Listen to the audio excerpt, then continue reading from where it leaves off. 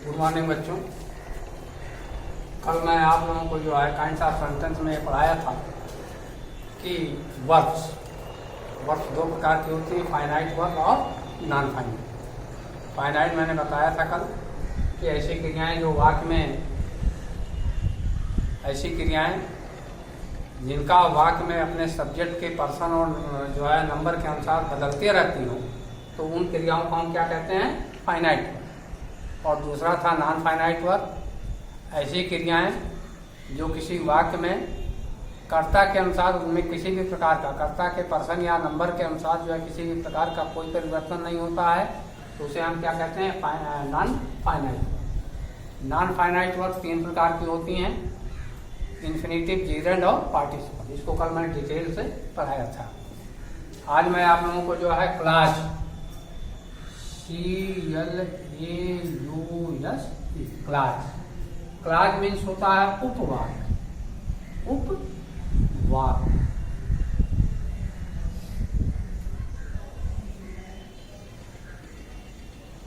Clause means उपवाक्य।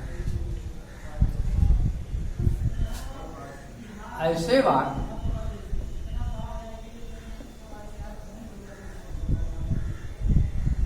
जिसमें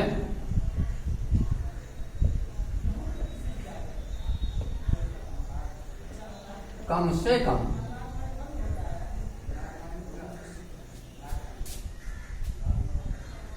एक subject bracket में करता तथा ऐसे वाक्य जिसमें कम से कम एक सब्जेक्ट तथा कम से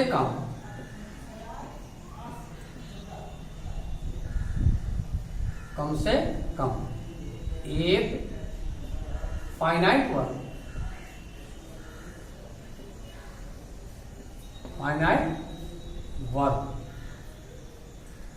फाइनाइट वर्ब होते हैं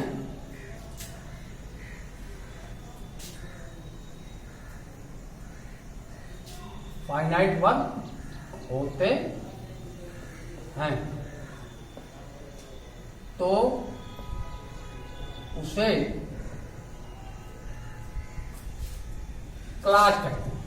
CLAUS, क्लाज कहते हैं। क्लाज ब्रैकेट में उपवाक्य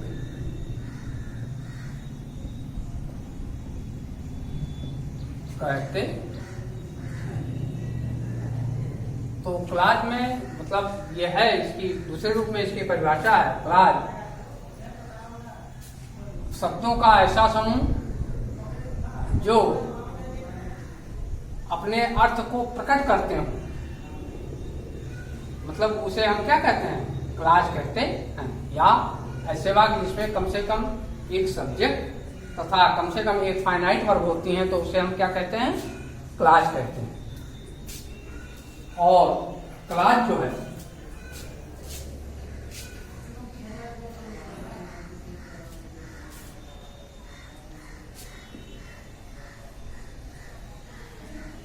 क्लाज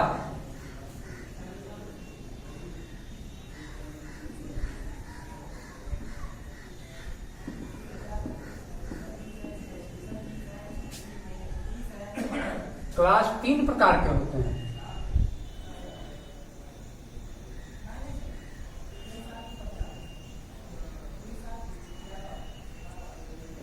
तीन प्रकार के होते हैं। Number 1 principal clause.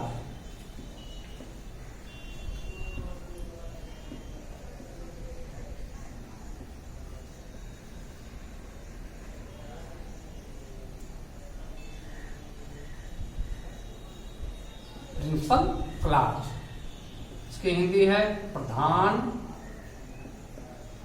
उपवाक्य। उपवाक्य।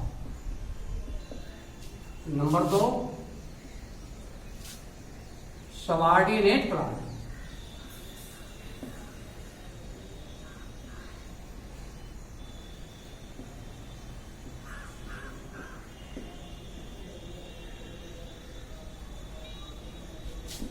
Subordinate,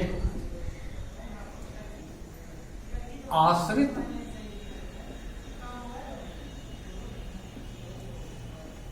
उपवाक।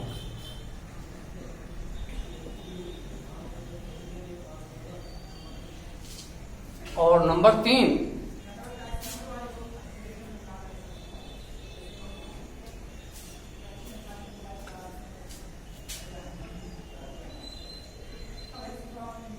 Coordinating clause.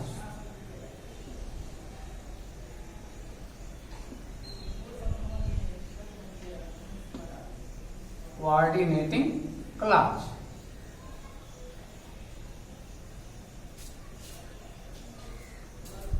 Coordinating class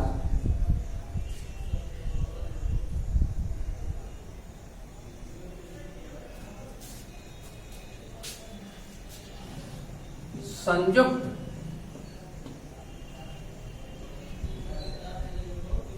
उपवाक।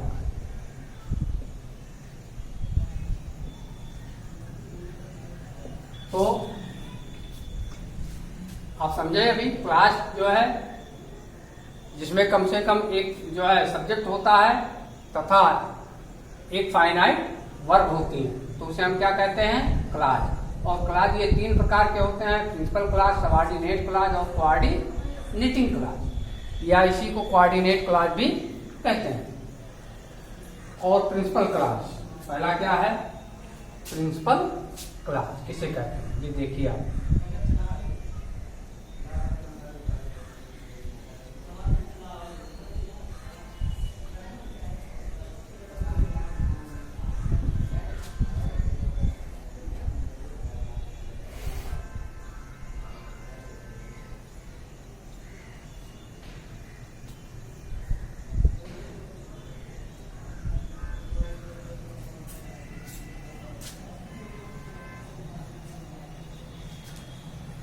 वाक्य के ऐसे भाग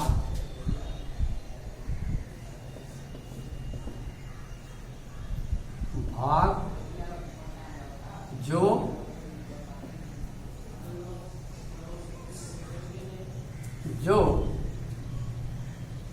अपने अर्थ को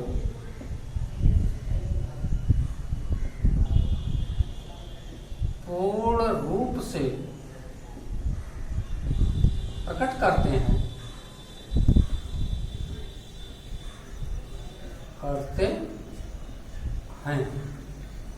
या वाक्य का वह भाग जो अपने अर्थ को प्रकट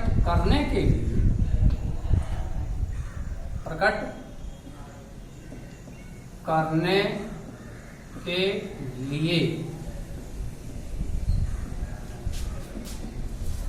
किसी दूसरे क्लास या उपवाक पर निर्भर नहीं होता,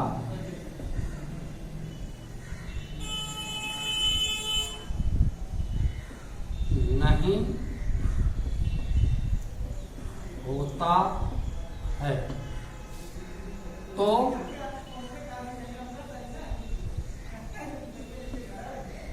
उसे प्रिंसिपल क्लास कहते हैं।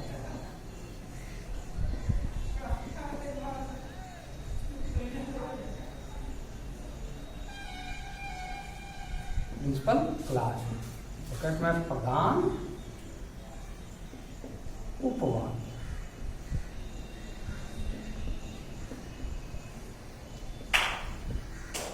कहते हैं।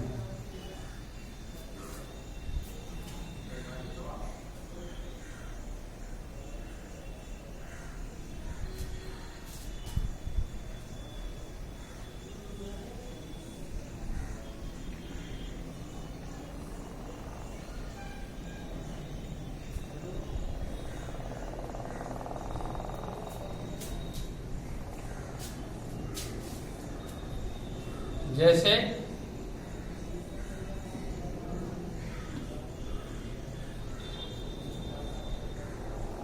ही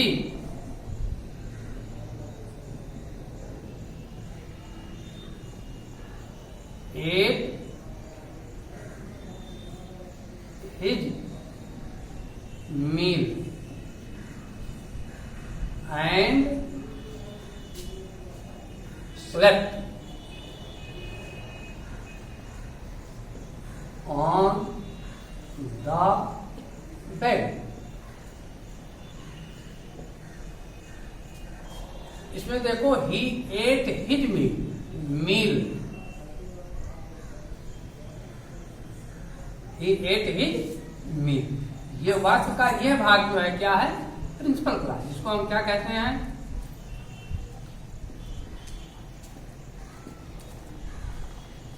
प्रिंसिपल क्लास।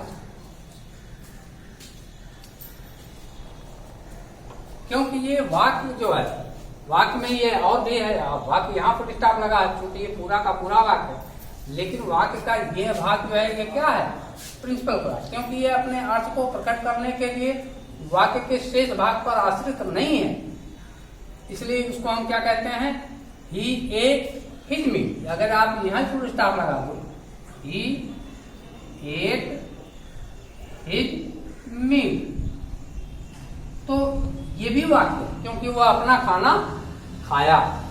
इसकी हिंदी क्या हो, वह अपना खाना खाया या भोजन किया। तो ये वाक्य, ये पूरा का पूरा शब्दों का समूह जो है ये अपने अर्थ को क्लियर कर रहा है, इसलिए पूरा वाक्य किसमें है, प्रिंसिपल क्लास। प्रिंसिपल क्लास उसी कहते हैं जो अपने अर्थ को पूर्ण रूप से प्रकट करता है, अर्थात वो अपने अर्थ को प्रकट करने के लिए किसी दूसरे वाक्य पर आश्रित नहीं होता है, तो उसे हम क्या कहते हैं, प्रिंसिपल क्लास। दूसरा,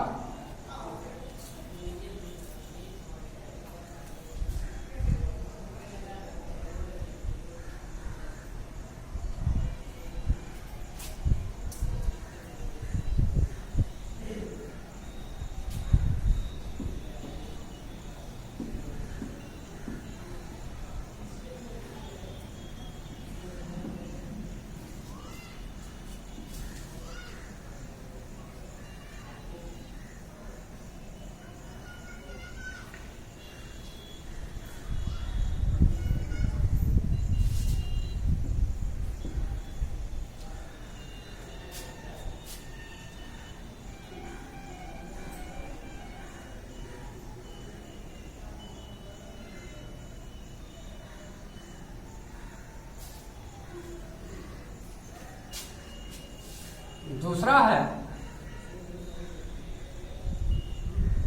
सबऑर्डिनेट क्लॉज, SUBORDINAT,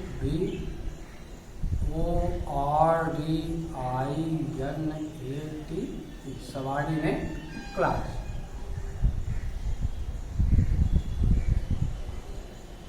ब्रैकेट में आश्रित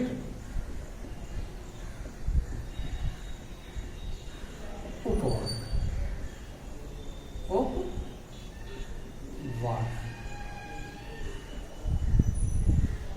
इसकी परिभाषा है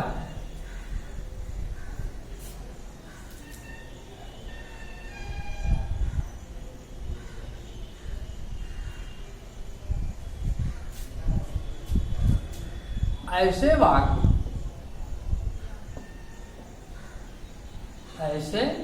वाक्य जो अपने अर्थ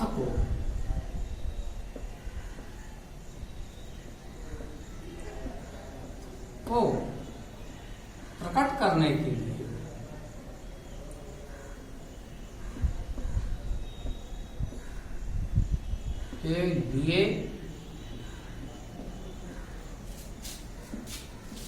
किसी दूसरे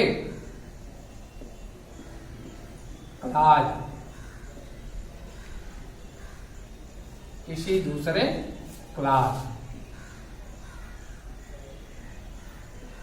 उपवाक्य पर आश्रित होते हैं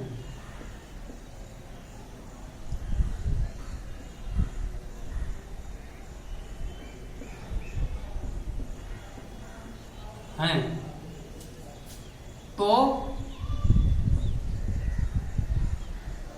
उस वाक्य को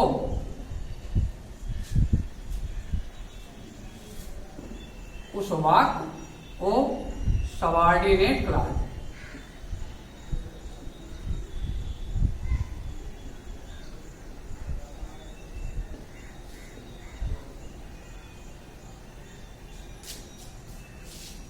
आश्रित उपवाक्य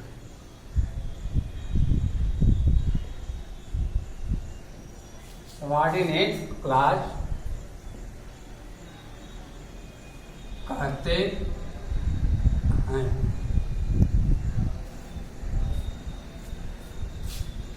जैसे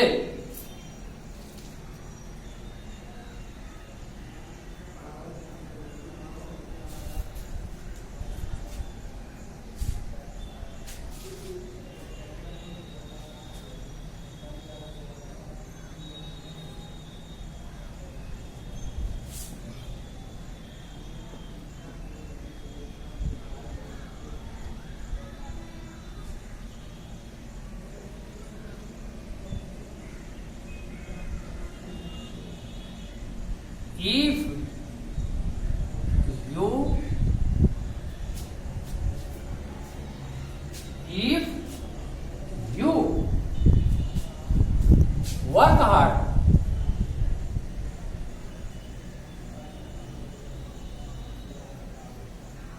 if you work hard, you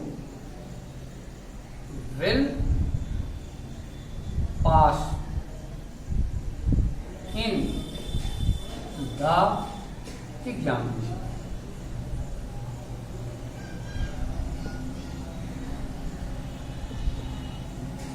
examination यहां देख रहे हैं,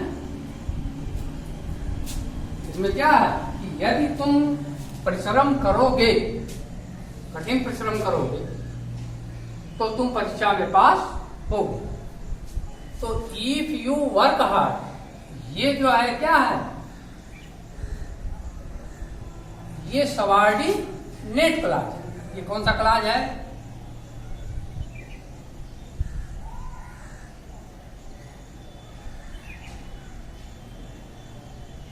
सबऑर्डिनेट क्लॉज।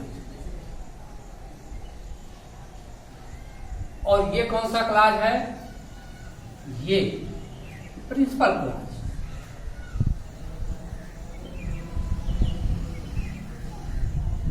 Principal clause. तो सबऑर्डिनेट क्लॉज किसे कहते हैं?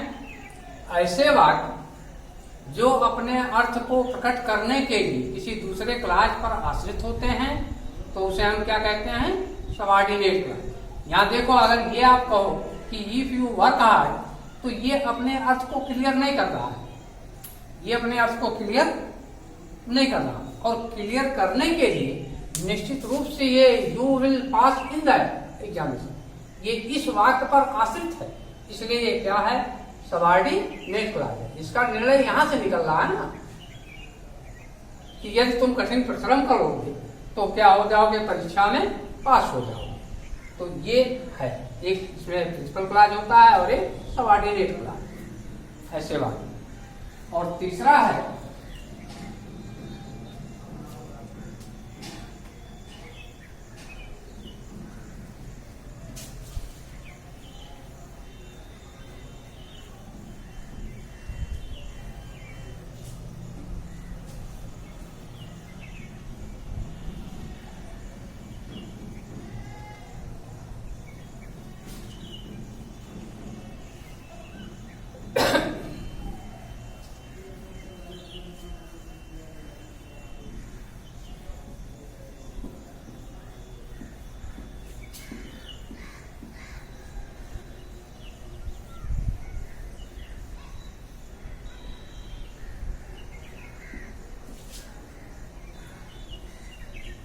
अब तो आप समझ गए होंगे बच्चों कि क्लास जो है 3 प्रकार के, number 1 principal class, number 2 subordinate class और नंबर 3 कोऑर्डिनेटिंग क्लास। 2 क्लास मैंने आप लोगों को पढ़ा दिया है, तीसरा क्या है, ये क्लास छूटा हुआ है जो ये कल पढ़ाएगा।